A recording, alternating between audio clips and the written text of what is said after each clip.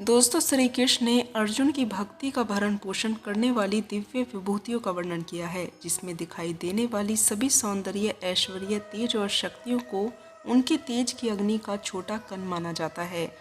अर्जुन भगवान श्री कृष्ण से प्रार्थना करते हैं कि वे उसे अपने विश्व रूप या सभी ब्रह्मांडों में व्याप्त अपने अनंत ब्रह्मांडीय विराट रूप का दर्शन कराएं। जब श्री कृष्ण उन पर कृपा करते हुए उसे अपना दिव्य दृष्टि प्रदान करते हैं, जिसे प्राप्त कर अर्जुन देवों के देव श्री कृष्ण के शरीर में संपूर्ण सृष्टि का अवलोकन करता है।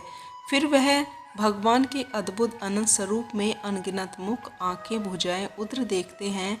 उनके विराट रूप का कोई आदि और कोई अंत नहीं है और वह प्रत्येक दिशा में परमित रूप से बढ़ रहा है।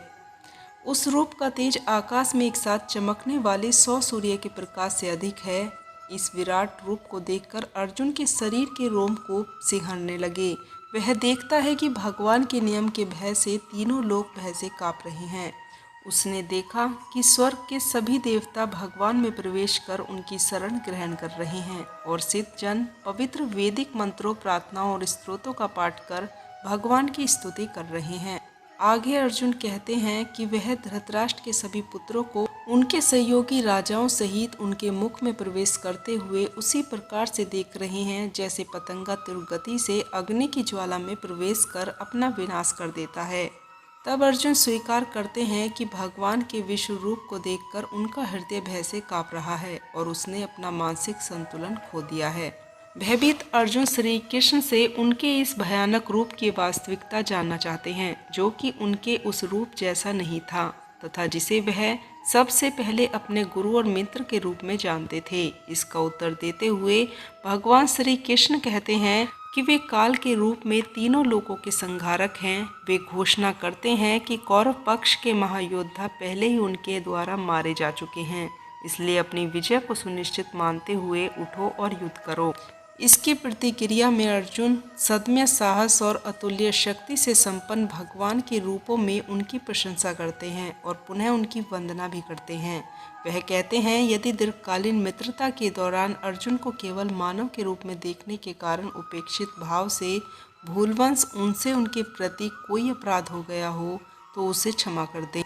वह उन्हें उस पर दया कर उन्हें एक बार पुनः अपने आनंद में भगवान का रूप दिखाने की प्रार्थना करते हैं। श्री कृष्ण उनकी प्रार्थना को स्वीकार करते हुए पहले अपना चतुर्भुज नारायण रूप और तत्पश्चात अपनी 2 भुजाओं वाला मनोहारी पुरुषोत्तम रूप धारण करते हैं। वे अर्जुन को बताते हैं कि अर्जुन भगवान के जिस विश्व रूप को देख चुके हैं उसका दर्शन करना अत्यंत कठिन है। वेदों के अध्ययन करने से उनके साकार रूप को देखा नहीं जा सकता।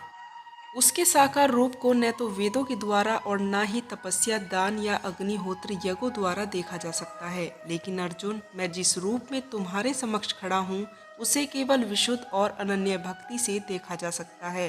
अर्जुन ने कहा, मुझ पर करुणा कर आपने अपने द्वारा प्रकट किए गए परम गुहा आध्यात्मिक ज्ञान को सुनाकर अब मेरा मोह दूर कर दिया है। हे प्रभु, मैंने आपसे सभी प्राणियों की उत्पत्ति और संहार के शब्दों में विस्तार से सुना है। हे माधव, मैंने आपकी अविनाशी महिमा को तो जाना है। हे परमेश्वर, तुम वास्तव में वही हो जिसका आपने मेरे समक्ष वर्णन किया है। किंतु हे परम पुरुषोत्तम, मैं आपके विराट रूप को देखने का इच्छुक हूँ। सभी अप्रकट शक्ति के स्वामी हैं भगवान। यदि आप यह सोचते हैं कि मैं इसे देखने में समर्थ हूँ, तब मुझे अपना अविनाशी विराट स्वरूप दिखाने की कृपा करें। परमेश्वर ने कहा, हे पार्थ, अब तुम मेरे सैकड़ों और हजारों अद्भुत दिव्य रूपों को विभिन्न आकारों और बहुरंगी रूपों में देखो। हे भरतवंशी, लोभ में अदिति के 12 पुत्र, 8 वसुओं, 11 रुद्र, 2 अश्वनी कुमार और उसी प्रकार से 49 मरुंतों और पहले कभी न प्रकट हुए अनन्य आश्चर्य को भी मुझी में देखो। हे अर्जुन, सभी चर और अचर सही समस्त ब्रह्मांड को एक साथ मेरे विराट स्वरूप में देखो। इसके अतिरिक्त तुम कुछ और भी देखना चाहते हो तो वह भी मेरे विश्वव्यापी रूप में देखो, परंतु तुम अपनी आंखों से मेरे दिव्य ब्रह्मांडीय स्वरूप को देख नहीं सकते। इसलिए मैं तुम्हें दिव्य दृष्टि प्रदान करता हूँ। अब मेरी दिव्य विभूतियों को देखो। संजय ने कहा, हे राजन, इस प्रकार से कहकर योग के स्वामी महायोगेश्वर भगवान श्री कृष्ण ने अर्जुन को दिव्य विश्व रूप दिखाया। अर्जुन ने भगवान के दिव्य विराट रूप में असंख्य मुख और आंखों को देखा। उनका रूप अनेक देवनीय आभूषणों से अलंकृत था और कई प्रकार के दिव्य शस्त्रों को उठाए हुए था। उन्होंने इस शरीर पर अनेक मालाएं और वस्त्र धारण किए हुए थे, जिस पर कई प्रकार की दिव्य मधुर सुगंधनियां लगी हुई थी। वह स्वयं को आश्चर्यमय और अनंत भगवान के रूप में प्रकट कर रही हैं, जिसका मुख सर्वव्यापक था। यदि आकाश में हजारों सूर्य एक साथ उदय होते हैं, तो भी उन सब का प्रकाश भगवान के दिव्य तेजस्वी रूप की समानता नहीं कर सकता। अर्जुन ने देवों के देव इस दिव्य शरीर में एक ही स्थान पर स्थित समस्त ब्रह्मांड को देखा। विश्व रूप दर्शन योग तब आश्चर्य में डूबे अर्जुन के शरीर के रोंगटे खड़े हो गए और वह मस्तक को झुकाए भगवान के समक्ष हाथ जोड़कर इस प्रकार प्रार्थना करने लगे।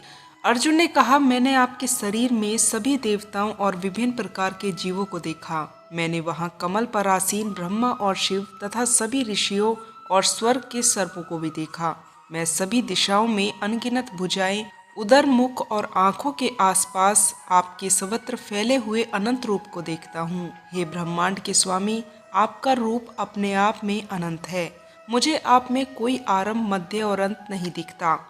विश्व रूप दर्शन योग में मुकुट से सुशोभित, चक्र और गदा से सुशोभित, शास्त्रों के साथ सर्वत्र दीप्तिमान लोक के रूप में आपके रूप को देख रहा हूँ। इस चमचमाती अग्नि में आपके तेज को देख पाना बड़ा ही कठिन है, जो सभी दिशाओं से प्रकट होने वाले सूर्य के प्रकाश की भांति है। मैं आपको परम अविनाशी मानता हूँ। आप ही धार्मिक ग्रंथों द्वारा ज्ञात होने वाले परम सत्य हो। आप समस्त सृष्टि के परम आधार हो और सनातन धर्म के नित्य पालक और रक्षक हो और अविनाशी परम प्रभु हो। आप आदि, मध्य और अंत से रहित हो और आपकी शक्तियों का कोई अंत नहीं है। सूर्य और चंद्रमा आपके नेत्र हैं और अग्नि आपके मुख के तेज के समान है और मैं आपके तेज से समस्त ब्रह्मांड को जलते हुए देख रहा हूँ।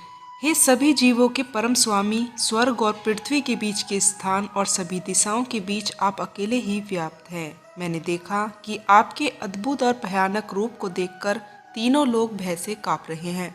स्वर्ग के सभी देवता आप में प्रवेश होकर आपकी शरण ग्रहण कर रहे हैं और कुछ भय से हाथ जोड़कर आपकी स्तुति कर रहे हैं। महर्षि और सिद्धजन पवित्र स्तोत्रों का पाठ कर रहे हैं और अनेक प्रार्थनाओं के साथ आपकी स्तुति कर रहे हैं। रुद्र, आदित्य, वसु, संध्यागण, विश्वदेव, दोनों अश्वनी कुमार, मरुत, पितृ, गंधर्व, यक्ष, असुर तथा सभी सिद्धजन आपको आश्चर्य से देख रहे हैं। हे सर्वशक्तिमान भगवान, आपके मुख, नेत्र, भुजा, जांघें, पांव, पीठ तथा भयानक दांत सहित आपके विकराल रूप को देखकर समस्त लोग भयभीत है और इसी प्रकार से मैं भी।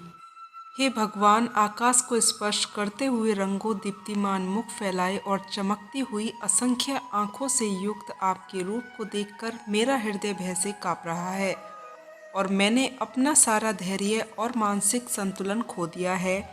प्रलय के समय की प्रचंड अग्नि के समान तुम्हारे अनेक मुखों के विकराल दांतों को देखकर मैं भूल गया हूँ कि मैं कहाँ हूँ और मुझे कहाँ जाना है।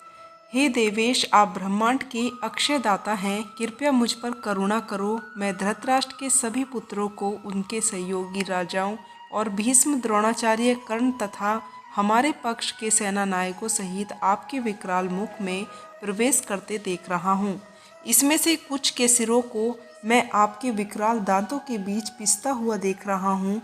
जिस प्रकार से नदियों की कई लहरें समुद्र में प्रवेश करती हैं, उसी प्रकार से ये सब महायोद्धा आपके धधकते हुए मुख में प्रवेश कर रहे हैं।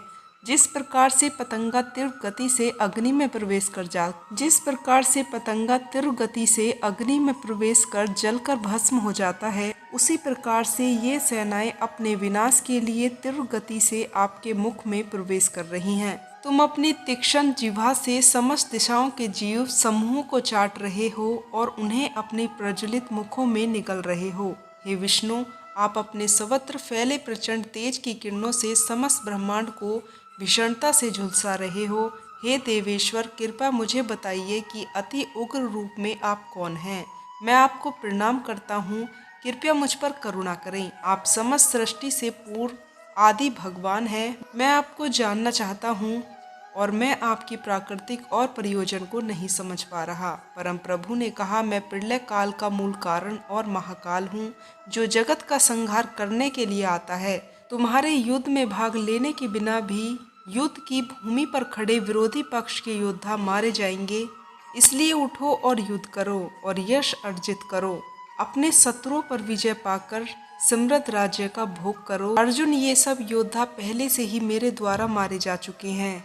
हे श्रेष्ठ धुरंधर, तुम तो मेरे कार्य को संपन्न करने का केवल निर्मित मात्र हो। कर्ण और अन्य महायोद्धा पहले ही मेरे द्वारा मारे जा चुके हैं, इसलिए बिना समय गवाए इनका वध करो। केवल युद्ध करो, तुम अपने शत्रुओं पर विजय पाओगे। संजय ने कहा, केशव, इन वचनों को सुनकर अर्जुन ने भय से कांपते हुए अपने दोनों हाथों को जोड़कर श्री कृष्ण को नमस्कार किया और अविरुद्ध स्वर में भयभीत होकर श्री कृष्ण से इस प्रकार कहा। अर्जुन ने कहा, हे हरिकेश, ये उचित है कि आपके नाम श्रवण और यशगान से संसार हर्षित होता है। असुरगण आपसे भयभीत होकर सभी दिशाओं की ओर भागते रहते हैं और सिद्ध महात्माओं के समुदाय आपको नमस्कार करते हैं। हे सर्वश्रेष्ठ, आप ब्रह्मा से श्रेष्ठ और आदि सृष्टा हो, तब फिर वह आपको नमस्कार क्यों न करे। हे अनंत, हे देवेश, हे जगत के आश्रयदाता, आप सभी कारणों के कारण और अविनाशी हैं। आप व्यक्त और अव्यक्त से परे अविनाशी सत्य हैं। आप आदि सर्व आत्मा दिव्य सनातन स्वरूप हैं। आप इस ब्रह्मांड के परम आश्रय हैं। आप ही सर्वज्ञाता और सब कुछ जानने योग्य हैं। वह सब आप ही हो, आप ही परम धाम हो। हे अनंत रूपों के स्वामी, केवल आप ही समस्त ब्रह्मांड में व्याप्त हैं। आप आयु, यम, अग्नि, जल और चंद्रमा के देवता हैं। आप ब्रह्मा के पिता और सभी जीवों के पितामह हैं। अतः मैं आपको हजारों बार और बारंबार नमस्कार करता हूँ। हे अनंत शक्तियों के स्वामी, आपको आगे और पीछे और वास्तव में सभी ओर से नमस्कार है। आप असीम पराक्रम और शक्ति के स्वामी हैं और सर्वव्यापी हैं, अतः आप सब कुछ हैं। आपको अपना मित्र मानते हुए आपको हे केशव, हे यादव, हे प्रिय कहकर संबोधित किया, क्योंकि मुझे आपकी महिमा का ज्ञान नहीं था। उपेक्षित भाव से और प्रेमवश होकर यदि उपहास करते हुए मैंने कई बार खेलते हुए, विश्राम करते हुए, बैठते हुए, खाते हुए, अकेले में या अन्य लोगों के समक्ष आपका कभी अनादर किया हो, तो उन सब अपराधों के लिए हे अचित्य, मैं आपसे क्षमा याचना करता हूँ। आप समस्त चर अचर के स्वामी और समस्त ब्रह्मांड के जनक हैं। आप परम पूजनीय आध्यात्मिक गुरु हैं। हे अतुल्य शक्ति के स्वामी, जब समस्त तीनों लोकों में आपके समतुल्य कोई नहीं है, तब आपसे बढ़कर कोई कैसे हो सकता है। इसलिए हे पूजनीय भगवान, मैं आपके समक्ष नतमस्तक होकर और साष्टांग प्रणाम करता हूँ। आपकी कृपा प्राप्त करने की याचना करता हूँ। जिस प्रकार पिता पुत्र के हठ को सहन करता है, मित्र इष्टता को और प्रियतम अपनी प्रेयसी के अपराधों को क्षमा कर देता है, उसी प्रकार से कृपा करके मुझे मेरे अपराधों के लिए क्षमा कर दो। पहले कभी न देखे गए आपके विराट रूप का अवलोकन कर मैं अत्यधिक हर्षित हो रहा हूँ और साथ ही साथ मेरा मन भय से काँप रहा है। इसलिए हे देवेश, हे जगन्नाथ, कृपया मुझ पर दया करें और मुझे पुनः अपना अंतर्यामी स्वरूप दिखाइए। हे सहस्त्र बाहु, यदि आप समस्त सृष्टि में अभिव्यक्त हैं, किंतु मैं तुम्हारे मुकुटधारी चक्र और गधा उठाए हुए चतुर्भुज नारायण रूप के दर्शन करना चाहता हूँ। अंतर्यामी भगवान ने कहा, अर्जुन, तुम पर प्रश्न होकर मैंने अपनी योग माया शक्ति द्वारा तुम्हें अपना दीप्तिमान अनंत और आदि विश्व रूप दिखाया। तुमसे पहले किसी ने मेरे इस विराट स्वरूप को नहीं देखा। हे कुरुश्रेष्ठ, न तो वेदों के अध्ययन से ही और न ही यज्ञ, कर्म कांड, दान पुण्य, यहाँ तक कि कठोर तप करने से भी किसी जीवित प्राणी ने मेरे विराट रूप को कभी नहीं देखा, जिसे तुम देख चुके हो। मेरे भयानक रूप को देखकर तुम न तो भयभीत हो और न ही मोहित हो। भयमुक्त और प्रशंसित होकर मेरे पुरुषोत्तम रूप को देखो। संजय ने कहा, ऐसा कहकर वासुदेव के करुणामय पुत्र ने पुनः अपना चतुर्भुज रूप प्रकट किया और फिर अपने दो भुजाओं वाले सुंदर रूप प्रकाशित कर भयभीत अर्जुन को संतावना दी। अर्जुन ने कहा, हे जनार्दन, आपकी दो भुजा वाले मनोहर मानव रूप को देखकर मुझ में आत्मसंयम लौट आया है और मेरा चित्त स्थिर होकर सामान्य अवस्था में आ गया है। परम प्रभु ने कहा, मेरे जिस रूप का तुम अवलोकन कर रहे हो उसे देख पाना अति दुष्कर है। यहाँ तक कि स्वर्ग के देवताओं को भी इसका दर्शन करने की उत्कंठा होती है। मेरे इस रूप को न तो वेदों के अध्ययन, न ही तपस्या, दान और यज्ञों जैसे साधनों द्वारा देखा जा सकता है। जैसा कि तुमने देखा है, हे अर्जुन, मैं जिस रूप में तुम्हारे समक्ष खड़ा हूँ उसे केवल अनन्य भक्ति से जाना जा सकता है। हे शत्रुहंता, इस प्रकार मेरी दिव्य दृष्टि प्राप्त होने पर ही कोई वास्तव में इसमें एकाकृत हो सकता है। वे जो मेरे प्रति अपने कर्तव्य का पालन करते हैं, जो मुझ पर ही भरोसा करते हैं, आसक्ति रहित रहते हैं और किसी भी प्राणी से द्वेष नहीं रखते, ऐसे भक्त निश्चित रूप से मुझे प्राप्त करते हैं। दोस्तों, भगवान श्री कृष्ण ने अपना विराट स्वरूप अर्जुन के सामने प्रकट किया। धृतराष्ट्र कहते हैं कि संजय श्री कृष्ण के विराट स्वरूप के दर्शन करने के बाद अर्जुन तो अपने गांडीव उठाकर और युद्ध करने के लिए तैयार हो गए होंगे। यह सुनकर संजय कहते हैं, अभी कहाँ महाराज। भगवान के दुर्लभ दर्शन के आनंद से अर्जुन का रोम रोम कांप रहा था। उनकी आंखों में अपार आनंद से आंसू झलक आए। विराट स्वरूप के दर्शन करने के बाद अर्जुन जय श्री कृष्ण का जाप करने के बाद कहते हैं, हे परमेश्वर, हे योगेश्वर, हे त्रिलोकीनाथ, आपने ठीक ही कहा है कि आपके विराट रूप के तेज को मेरी आंखें सह नहीं पाएंगी। आपका ये विशाल और विकराल रूप देखकर मेरा मन घबराहट के मारे व्याकुल हो रहा है। आपने विराट रूप के दर्शन के लिए मुझे दिव्य दृष्टि तो प्रदान कर दी, मगर इन आँखों में इतनी क्षमता नहीं कि आपके इस परम तेजस्वी रूप को और अधिक ग्रहण कर सकूं। इसलिए हे विश्वनाथ, मेरी घबराहट और व्याकुलता को दूर करने के लिए अपना शीतल रूप दिखाइए। मैं आपके दिव्य चतुर्भुज रूप के दर्शन से अपना मन शांत करना चाहता हूँ। अब भगवान श्री कृष्ण कहते हैं, हे भक्त, मैंने पहले ही जता दिया था कि तुम मेरा यह विराट रूप सहन नहीं कर सकोगे। फिर भी तुम्हारा मान रखने के लिए मैंने विराट स्वरूप धारण किया और अब तुम्हारी प्रार्थना सुनकर मैं उसे भी स्वीकार करता हूँ। फिर श्री कृष्ण चतुर्भुज रूप धारण करते हैं। इसके बाद श्री कृष्ण पुनः अपने मानव स्वरूप में आ जाते हैं। मानव स्वरूप में आकर श्री कृष्ण कहते हैं, हे अर्जुन, तुम परम भाग्यवान हो जो तुमने मेरे विराट स्वरूप और चतुर्भुज दोनों के ही दर्शन कर लिए। तब अर्जुन कहते हैं कि हे दया सागर, आपकी इस दया के लिए मैं आभारी हूँ। आपके विराट और चतुर्भुज के दर्शन के बाद मेरा मन सारे विकारों से मुक्त हो गया है। मेरे सारे भ्रम टूट गए हैं। अब मैं तन मन से अपने आप को आपके चरणों में समर्पित करता हूँ। हे स्वामी, अपने इस भक्त की तुच्छ समर्पण को स्वीकार कीजिए और आज्ञा दीजिए। मैं आपकी हर आज्ञा का पालन करूँगा। यह सुनकर श्री कृष्ण कहते हैं कि हे भक्त, मैं तुम्हारे इस समर्पण को स्वीकार करता हूँ। तुम हमेशा ही मेरी दया दृष्टि में रहे हो, इसलिए मैंने तुम्हें गोपनीय से गोपनीय ज्ञान भी प्रदान किया है। इससे पहले कि मैं तुम्हें धर्म युद्ध करने और आक्रमण करने की आज्ञा दूं, मैं चाहता हूं कि जो दिव्य ज्ञान मैंने तुम्हें प्रदान किया है उसके बारे में यदि कोई शंका या आशंका या कोई प्रश्न आदि तुम्हारे मन में हो तो मुझसे अभी पूछ लो, क्योंकि इसके पश्चात ऐसी ज्ञान योग और भक्ति की बातें करने का फिर अवसर नहीं मिलेगा। इसलिए कुछ पूछना है तो अभी पूछ लो। यह सुनकर अर्जुन कहते हैं कि हे माधव, अब इस मन में ना तो किसी प्रकार की शंका के लिए कोई जगह है और ना ही किसी आशंका के लिए। अब तो पूर्ण श्रद्धा और पूर्ण भक्ति से मेरा मन एक लहराते सागर की भांति आनंद से उमड़ रहा है। परंतु यह सुनकर श्री कृष्ण पूछते हैं, परंतु क्या अर्जुन?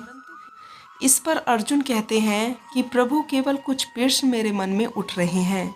भगवान, आपने जब अपना विराट स्वरूप बताया था तो ये भी तो बताया था कि ये विराट रूप संपूर्ण नहीं है, केवल मेरे समझने के लिए ही संपूर्ण है। इसका अर्थ है कि वास्तव में आप इतने विशाल और इतने विकराल हैं कि आपका कोई आकार ही नहीं बन सकता। यह सुनकर श्री कृष्ण कहते हैं, हाँ, यह सत्य है। मैं अनादि हूँ, मैं अनंत हूँ, मैं सदा हूँ और मैं सदा रहूँगा। संपूर्ण सृष्टियों में ऐसा कोई जगह, कोई स्थान नहीं है जहाँ मैं नहीं हूँ। जल, थल और गगन में भी मैं हूँ, इसलिए मेरा कोई आकार नहीं है, मैं निराकार हूँ। यह सुनकर अर्जुन कहता है कि फिर आपने यह भी तो कहा था कि हाथी में भी आप ही हो, गाय में भी आप ही हो, चींटी में भी आप ही हो। यह सुनकर श्री कृष्ण कहते हैं, हाँ, ये भी सत्य है। अब अर्जुन कहते हैं तो फिर इस तरह तो आप साकार भी हैं। यह सुनकर श्री कृष्ण कहते हैं, हाँ, जैसे इस समय मैं तुम्हारे सामने मानव अवतार में खड़ा हूँ, ये भी मेरा साकार रूप है। इसके अतिरिक्त मेरे जो अवतार हुए हैं वो भी मैंने तुम्हें दिखा दिए। ये सब आकार ही हैं, परंतु मेरा सच्चा और विशाल रूप निराकार है। यह सुनकर अर्जुन कहते हैं, तो यह सिद्ध हो गया कि आप निराकार भी हैं और साकार भी। आपके भक्त जो आपको साकार समझते हैं वह आपके अवतारों की प्रतिमा बनाकर आपकी पूजा करते हैं, और जो भक्त आपको निराकार मानते हैं वो आपको निराकार रूप में पूजते हैं। इसमें से कौन सा सही है, जो आपकी प्रतिमाओं की मूर्तियों की पूजा करते हैं या वो भक्त जो आपके निराकार रूप को पूजते हैं? यह सुनकर भगवान श्री कृष्ण कहते हैं, हे अर्जुन, गलत कोई भी नहीं है। मेरे भक्त को मेरा रूप चराचर किसी भी वस्तु में दिखाई दे सकता है, तो वह मन में मेरा ही ध्यान करके उसे पूजता है। मेरा रूप या अवतारों की मूर्तियां बनाकर भी पूजा की जाती है। जिन्हें इन मूर्तियों में मेरा विशाल रूप दिखाई नहीं देता, वो मेरे अनादि और अनंत रूप की पूजा करते हैं।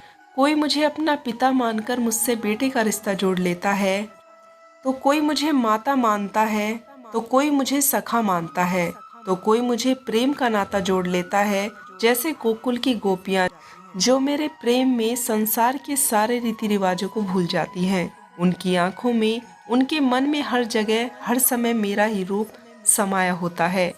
जो मुझको जिस भाव से ध्याते हैं, मुझको उसी रूप में पाते हैं। कई से साधु मुझसे प्रेम करने के लिए गोपियों के रूप में बार बार जन्म लेते हैं। मैं सब भक्तों को उनकी भक्ति का बदला उनके मन चाहे रूप में देता हूँ। मैं उनका पिता भी हूँ, मैं माता भी हूँ, मैं सखा भी हूँ, मैं प्रीतम भी हूँ। यह सुनकर अर्जुन पूछते हैं, तो क्या प्रभु भक्त आपसे प्रेम भी कर सकता है? यह सुनकर श्री कृष्ण कहते हैं, प्रेम ही तो भक्ति है। जिसके मन में प्रेम न हो वह मेरा भक्त कैसे हो सकता है? सच पूछो तो मैं प्रेम ही प्रेम हूँ, प्रेम ही परमात्मा है। यह सुनकर अर्जुन कहते हैं कि किसी से प्रेम करने की कोई विधि नहीं होती, परंतु पूजा करने की तो कई विधियां होती हैं। आपके भक्त इन्हीं विधियों के अनुसार आपकी पूजा और भक्ति करते हैं। आपके भक्त इन्हीं विधियों के अनुसार आपकी पूजा और भक्ति करते हैं। तब श्री कृष्ण कहते हैं कि हे अर्जुन, पूजा मन की साधना होती है, और मन की साधना का विधि से क्या लेना देना। जैसे प्रेम करने वाले दो प्रेमी मन से मन को लगाकर प्रेम करते हैं, वैसे ही भक्ति की जाती है। ये विधियां तो बनाने वालों ने बना दी। मैं इन विधियों द्वारा पूजा करने वालों की पूजा भी स्वीकार कर लेता हूँ, परंतु मैं ये नहीं देखता कि मेरा भक्त विधि अनुसार पूजा कर रहा है कि नहीं। केवल पूजा करने वाले की भावना देखता हूँ। उनके मन में मेरे प्रति प्रेम और भक्ति भाव है या नहीं, यह देखता हूँ। जिस पूजा में विधि ही विधि हो और प्रेम तथा भक्ति ना हो, उस पूजा द्वारा कोई भी मुझे प्राप्त नहीं कर सकता। मुझे संपूर्ण साधने की एक ही विधि है, मुझ में मन लगाएं, मुझ में ध्यान लगाएं। यह सुनकर अर्जुन कहते हैं कि इस संबंध में एक विचार और है। आपका ध्यान लगाते समय मन में केवल आप रहें और संसार का कोई विचार बाधा न डाले। इसका कोई तरीका तो होगा। यह सुनकर श्री कृष्ण कहते हैं, हाँ, एक आसान तरीका तो है, परंतु वह कोई विधि नहीं है, बल्कि एक गुर है, एक योगिक कला है। यह सुनकर अर्जुन कहते हैं, वह आसान तरीका और योगिक कला क्या है मधुसूदन? तब श्री कृष्ण कहते हैं, सुनो अर्जुन, संसार के झमेलों से बचने के लिए मनुष्य एकांत में बैठकर मन को प्रभु में लगाए, क्योंकि एकांत में मनुष्य अपने भीतर झांक सकता है। इस पर अर्जुन पूछते हैं, परंतु ध्यान लगाने के लिए अपने अंदर में झांकने की क्या आवश्यकता है? यह सुनकर श्री कृष्ण कहते हैं कि हे अर्जुन, तुम भूल गए हो कि परमात्मा का अंश अर्थात मनुष्य की आत्मा मनुष्य के भीतर ही वास करती है। इसी आत्मा से संपर्क ही प्रभु से मिलने का पहला चरण है। इसलिए हे अर्जुन, मैं चाहता हूँ कि मुझसे मिलने के लिए उसे सबसे पहले अपने अंदर ही झांकना चाहिए, और यह तभी संभव हो सकता है मनुष्य का शरीर अपने नियंत्रण में हो। ध्यान योग का उद्देश्य परमात्मा से संपर्क करना होता है। फिर श्री कृष्ण ध्यान योग के बारे में विस्तार से बताते हैं। ध्यान योग में सफलता हेतु फिर से संयमित आहार, संयमित नींद और संयमित विहार और सुख और दुख में संभाव रखने के बारे में बताते हैं और आवागम के चक्र से छूटकर मोक्ष प्राप्त करने के महत्व को भी बताते हैं। अर्जुन पूछते हैं, त्रिलोकीनाथ, आप आवागम अथवा पूर्ण जन्म के चक्र के बारे में बात कर रहे हैं। इस संबंध में मेरा ज्ञान पूर्ण नहीं है। यदि आप पूर्ण जन्म की व्याख्या करें तो बड़ी कृपा होगी। फिर श्री कृष्ण कर्मों के अनुसार प्राणी के पूर्ण जन्म की व्याख्या करते हैं, मरने के बाद क्या होता है, और वे जीवात्मा की यात्रा को बताते हैं। मनुष्य के सूक्ष्म और स्थूल शरीर की बात भी करते हैं। दोस्तों, अर्जुन भगवान श्री कृष्ण से कहते हैं, तो क्या भक्त आपसे प्रेम भी कर सकता है? प्रेम ही तो भक्ति है। जिसके मन में प्रेम ना हो वो मेरा भक्त कैसे हो सकता है? सच पूछो तो प्रेम ही प्रेम है और प्रेम ही परमात्मा है। किसी से प्रेम करने की कोई विधि नहीं होती, परंतु पूजा करने की तो कई विधियां हैं। आपके भक्त इन्हीं विधियों के अनुसार आपकी पूजा और भक्ति करते हैं। हे अर्जुन, पूजा मन की साधना होती है और मन की साधना का विधि से क्या लेना देना। यह विधियां तो बनाने वाले ने बना दी। मैं उन विधियों द्वारा पूजा करने वालों की पूजा भी स्वीकार कर लेता हूँ, परंतु मैं यह नहीं देखता कि मेरा भक्त विधि अनुसार पूजा कर रहा है या नहीं। केवल पूजा करने की भावना देखता हूँ। उसके मन में मेरे प्रति प्रेम और भक्ति भाव है या नहीं, वह देखता हूँ। जिस पूजा में विधि ही विधि हो और प्रेम तथा भक्ति ना हो, उस पूजा द्वारा कोई भी मुझे प्राप्त नहीं कर सकता। मुझे संपूर्ण पाने की एक ही शर्त है, मुझ में मन लगाएं, मेरी साधना करें, मुझ में ध्यान करें। इस संबंध में एक विचार और है, आपका ध्यान लगाते समय मन में केवल आप रहें और संसार का कोई विचार बाधा न डाले। इसका कोई तरीका हो तो बताएं। भगवान श्री कृष्ण अर्जुन से कहते हैं, हाँ, एक तरीका है, परंतु वह कोई विधि नहीं है, बल्कि एक गुर है, एक योगिक कला है, जिसे ध्यान लगाने में बड़ी सफलता होती है। वह आसान तरीका, वो योगिक कला क्या है? मधुसूदन सुनो। अर्जुन, संसार के झमेलों से बचने के लिए मनुष्य एकांत में बैठकर मन को प्रभु के ध्यान में लगाए, क्योंकि एकांत में मनुष्य अपने भीतर झांक सकता है, परंतु ध्यान लगाने के लिए अपने अंदर में झांकने की क्या आवश्यकता है? हे अर्जुन, तुम भूल रहे हो कि परमात्मा का अंश अर्थात आत्मा मनुष्य के भीतर ही वास करती है। इस आत्मा से स्पर्श ही प्रेम से मिलने का पहला चरण है। इसलिए हे अर्जुन, जो मुझसे मिलना चाहता है उसे सबसे पहले अपने अंतर में ही झांकना चाहिए, और यह सब संभव हो सकता है जब मनुष्य का अपना शरीर उसके नियंत्रण में हो। यदि देह ही काबू में ना हो तो मनुष्य को ध्यान लगाने का उद्देश्य नहीं मिल पाएगा। हे योगेश्वर, ध्यान लगाने का अंतिम उद्देश्य क्या है? भगवान श्री कृष्ण कहते हैं कि ध्यान योग का उद्देश्य परमात्मा से संपर्क करना होता है, परंतु उसके प्रथम चरण में मनुष्य को आत्मशुद्धि प्राप्त होती है, स्वच्छता मिलती है और ध्यान लगाने वाले का अंतर निर्मल हो जाता है। हे अर्जुन, जब तक मनुष्य अपने अंतर की शुद्धि नहीं कर लेता, परमात्मा से ना तो संपर्क कर सकता है और ना ही आत्मा परमात्मा में लीन हो सकती है। और यह भी समझ लो कि जब ध्यान लगाने का पहला उद्देश्य, क्योंकि अंत शुद्ध है, इसलिए वह स्थान भी पवित्र होना चाहिए जहाँ ध्यान लगाया जा रहा है। हे अर्जुन, मेरा ध्यान लगाते समय मनुष्य को चाहिए कि वह अचल बैठकर अपनी पीठ, सिर और गले को सामान और सीधा रखे और अपनी दृष्टि को अपनी नाक के अग्रभाग पर इस तरह जमाए कि दूसरी सभी दिशाएं आंखों से ओझल हो जाए। ऐसा करने से अपने आसपास के वातावरण में उसकी इंद्रियों का संपर्क टूट जाएगा और मनुष्य अपने अंतर में मन लगा सकेगा। हे श्री कृष्ण, यह तो बड़ा ही सहज और अच्छा तरीका है। इस ढंग से तो कोई भी मनुष्य आसानी से ध्यान लगा सकेगा, यह ठीक है। भगवान श्री कृष्ण अर्जुन से कहते हैं, परंतु वह मनुष्य मुझ में ध्यान नहीं लगा सकेगा जिसके जीवन में संतुलन न हो। ध्यान लगाने में सफलता के लिए मनुष्य को संतुलन का पालन करने वाला होना चाहिए। मेरे भक्त को चाहिए कि वह ना तो इतना खाए कि यूं लगे कि वह केवल खाने के लिए ही जीता है, और ना ही इतना कम खाएं कि हड्डियों का ढांचा बन जाए। ना इतना सोए कि दिन को भी रात समझे और न इतना कम सोए कि रात को भी रात न समझे। दोस्तों, इसी के साथ भगवान श्री कृष्ण के विराट रूप की यह जानकारी यहीं समाप्त हुई। अगर आपको यह जानकारी पसंद आई हो तो चैनल से जुड़े रहने के लिए चैनल को सब्सक्राइब करें और मोटिवेट करने के लिए वीडियो को लाइक करें। तो दोस्तों, मिलती हूँ श्री कृष्ण के नए उपदेशों के साथ। तब तक के लिए आप लोग अपना ध्यान रखें, खुश रहें। जय सनातन, जय श्री कृष्णा।